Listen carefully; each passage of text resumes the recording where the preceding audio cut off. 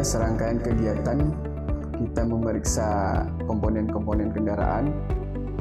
Kalau dibilang penting, sangat penting. Karena kendaraan yang dioperasikan di jalan itu kan berpotensi menyebabkan kecelakaan. Jadi apabila tidak dilakukan pemeriksaan secara berkala, kita tidak tahu komponen apa yang kurang dan apa yang harus diperbaiki. Jadi dengan adanya ini, itu bisa membantu para supir atau pemilik untuk mengetahui kekurangan kendaraannya dan untuk diperbaiki. Jadi dia bisa menjamin secara teknis kendaraannya layak berjalan. Kendaraan yang diuji itu sesuai dengan Undang-Undang Nomor 22 Tahun 2009. Itu angkutan barang dan mobil penumpang umum. Pengujian sebenarnya kita melakukan ada dua deh, secara visual. Itu istilahnya prauji.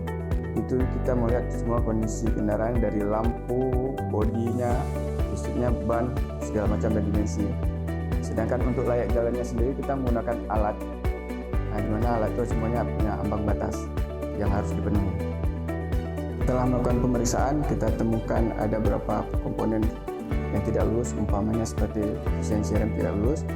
Kita memberikan surat keterangan untuk perbaikan. Biasanya kita sebutkan kekurangannya apa, perbaikannya apa yang harus dilakukan, dan kapan dia harus kembali untuk melakukan pengujian ulang. Dalam aturan PP 55 dibenarkan untuk melakukan numpang uji satu kali di daerah bukan domisili dia, dengan catatan dia membawa surat rekomendasi numpang uji dari daerah asalnya.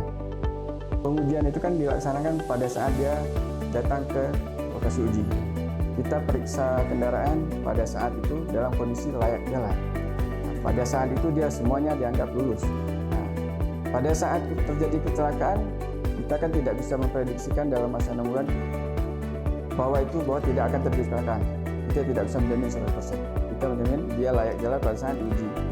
Pada saat kecelakaan kita harus melihat faktor apa penyebab.